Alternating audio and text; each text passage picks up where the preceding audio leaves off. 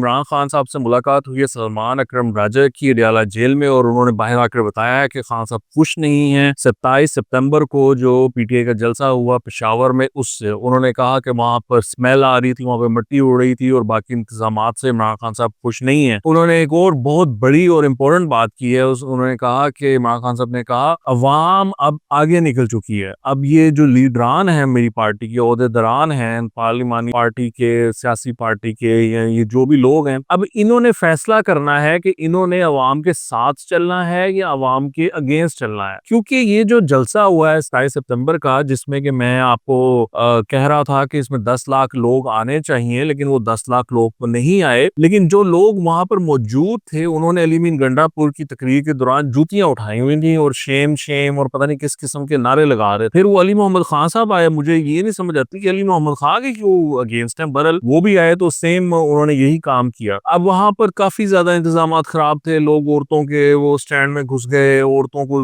काफी हरास किया, वो वाले मामला वहां पर चले। वहां पर वाकई बहुत ज्यादा स्मेल आ रही थी, वो पता नहीं कौन सी जगह पर इन लोगों ने इंतजाम कर लिए और मट्टी उड़ रही थी वहां पर, इतनी मट्टी थी तो वो ऐसे लग रहा था जैसे यहाँ पे ना आंधी आई हुई है, तो इस तरह का संवाद था। तो वो जलसा जो है वो तो नहीं हो सका, कोई इतना बड़ा जलसा नहीं हो सका। लेकिन Imran Khan, I think he is not happy